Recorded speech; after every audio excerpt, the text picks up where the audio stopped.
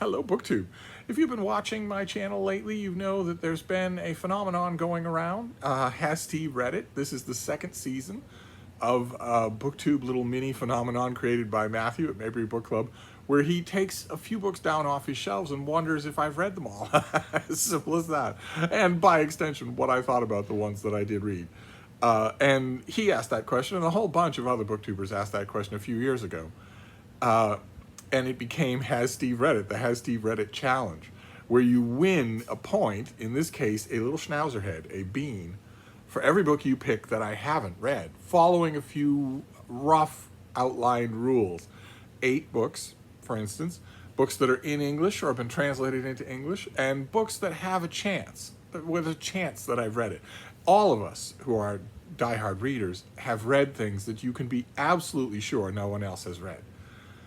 So you don't want to pick one of those, but you also don't want to pick something that's so far into the mainstream that someone like me, who reads, it's my job, I do it all day long and all night long, I do it at a great speed, and I've been doing it at a great speed all day long and all night long for a long time.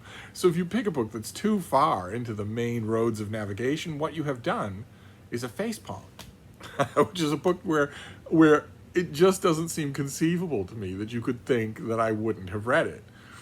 And so far, in that first season, almost everybody did a great job at navigating those two boundaries.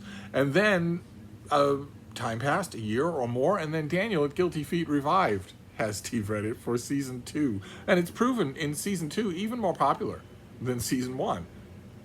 Contestants have come out of the woodwork, including quite a few people who didn't have BookTube channels when season 1 was running its course.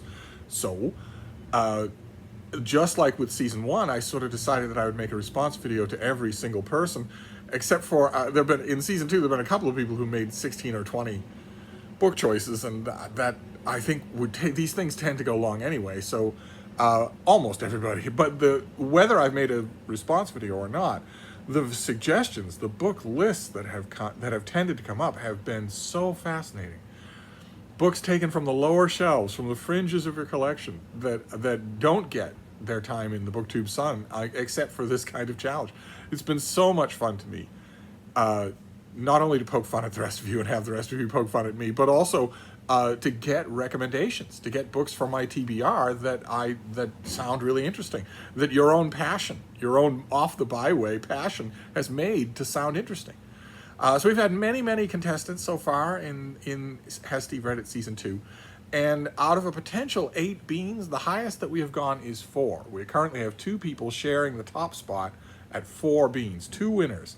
Then there are a bunch of 3s and a bunch of 2s, and a disreputable collection of people with only 1 bean, who meet every other Thursday at the Squealing Pig to cry into their lager. We have so far no one who's broken 4 beans, and we also have no one who's had no beans at all.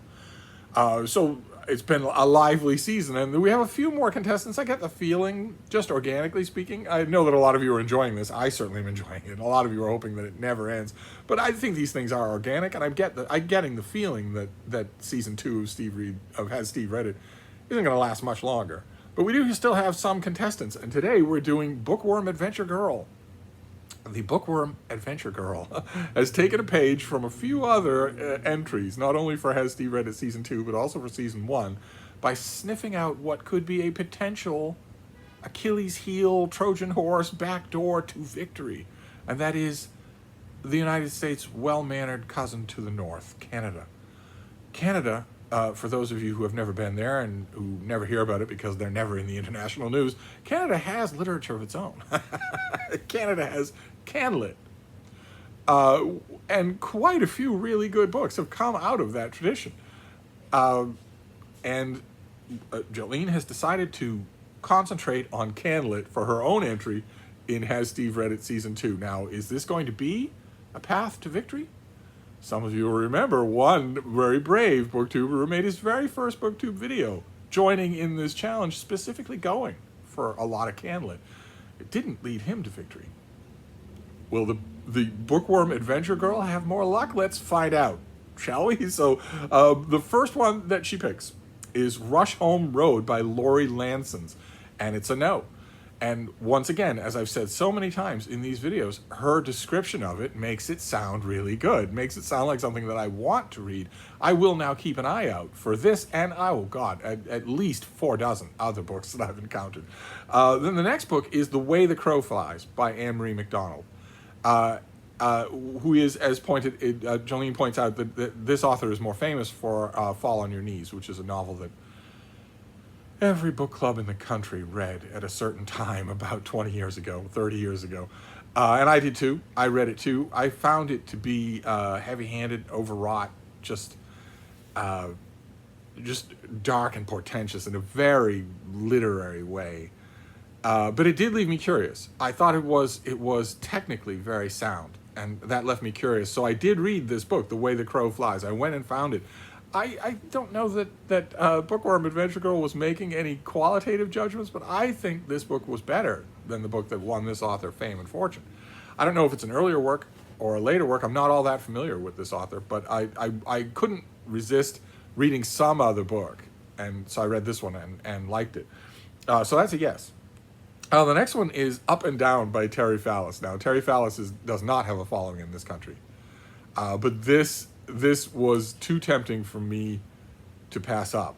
It was too tempting for me to go out of my way and find a copy of it, because it's hilarious, and it's a NASA novel, so partly a NASA novel. So I couldn't resist it, and I really did like it. We don't tend to associate our Canadian brethren, our Canadian brothers and sisters, with their rollicking sense of humor. But nevertheless, I thought it worked in this case. So that's a yes. The next book is Clara, Callan by Richard B. Wright. And Jolene is correct in her video in pointing out that this author has a very high literary profile. Lots and lots of critical acclaim, all that sort of stuff. And that is what drew me to what I found, anyway, to be an unbelievably dreary reading experience.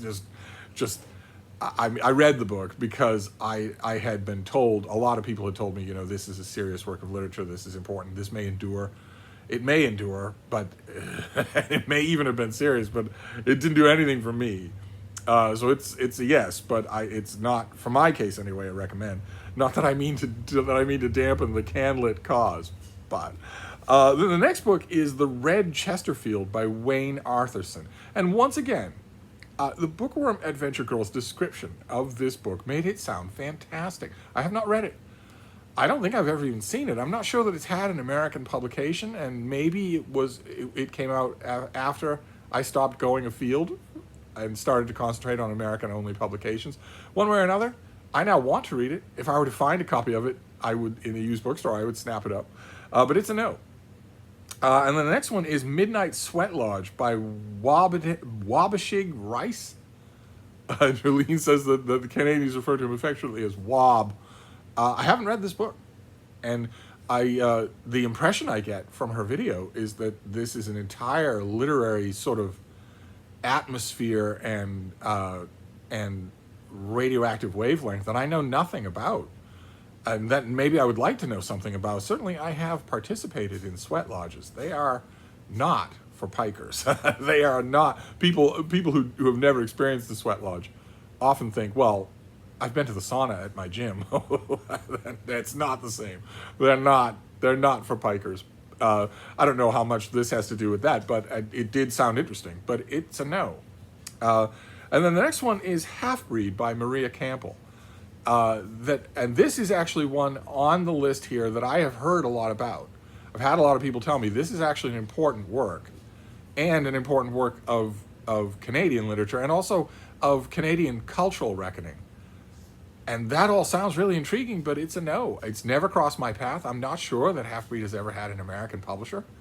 One way or another, I've heard enough about it so that if I came across it at a library or at a used bookstore, I would probably grab it, but I haven't ever come across it, and it is a no. And then we have the last entry on the list. This is A Number of Things, Stories of Canada Told Through 50 Objects, with writing by Jane Urquhart, who some of you may remember on this channel because I recently found the Penguin Book of Canadian Short Stories that she edited. And I did read this book. This is, yes, a friend of mine strongly suggested it to me and said, this is not only beautifully done and unpredictable, but also beautifully illustrated. And I don't know what happened to that copy. I had a beautiful Canadian trade paperback, just like the Canadian trade paperback of Wolf Hall that I recently found, that I love, absolutely love. I now want Bring Up the Bodies and The Mirror and the Light in Canadian trade paperbacks. I don't know if I'm ever going to find them. But one way or another, I had a beautiful paperback of this thing that I have no idea what became of that book. I must have, I don't know, sold it to the Rattle or something like that. I can't imagine I would, because I really, really enjoyed it. Jane Urquhart was not only, it's not just an ethnographic study, it's also beautiful meditations on the objects, whether they speak to Canadian culture or identity or not. They were still just beautifully done, just hypnotically done. To me, it read a lot like what she describes the Red Chesterfield as sounding like. Episodic, but powerfully accumulating. I really liked it. I would love to find a copy of it again, to run across it again. Sooner or later, someone up in Maine or just over the Canada border will die with rooms of candlelit books that the Brattle Bookshop will box up, bring back to the shop, price, and put out on the sale lot. And then I'll have my pick of candlelit. But in the meantime, I was thinking about this book, and of course I was thinking it is so depressing to think about what an equivalent American volume would be. First of all, it wouldn't be 50 objects, unfortunately. It would be cars, it would be misunderstood Bibles, and most of all, it would be guns. 550 million guns in this country. 550 million guns. Just guns everywhere. Guns for everyone. American senators, some of the most powerful lawmakers in the country, just publicly stating that they think small children should be able to have guns. A state in the Union allowing people to carry openly unregistered guns for which they've had no training whatsoever. So you can just walk around with a loaded weapon. And if you're in the Tasty Freeze and somebody does something, maybe they slip into a parking spot that you don't want them to have you ever had any training on how to use your gun? Do you have even the first idea of how to hit them and go to jail forever for intentional homicide, as opposed to hitting the pregnant mother 20 yards to their left? No, you don't have any idea about any of that. But nevertheless, you're allowed to carry a gun like it was a toy. In one of the biggest states in the country. But one way or another, I'm sure there have been volumes like that about America and about American history, but it would be too depressing. It would be Bibles and guns. But this Canadian volume was wonderful, and it's a yes. And it wraps up this edition. And if you're keeping track at home, you realize that it is a joyous occasion. We now have 3 people crowded into that top spot, because Bookworm Adventure Girl's tally is 4 beans. And only 2 people have achieved that before her. So now there are 3 winners. There are 3 people at the top of the heap, 3 people with 4 beans. And I can just hear the stampede of footsteps now for Has Steve Read It Season 3 of people going straight to Candlet. That would be dirty pool, unless, as Bookworm Adventure Girl does, you love it. Unless it's real for you. Just going there because you sense a weakness. Let's hope that doesn't happen. But anyway, that was it. That was today's episode of Has Steve Read It? And I got, as in so many of these episodes, I got some really good recommendations on that. So it's win-win for me. And we'll see, as we wind down Season 2, we'll see if tomorrow's contestant can do any better than 4 beans. Will we have a solitary winner tomorrow? Tune in and find out.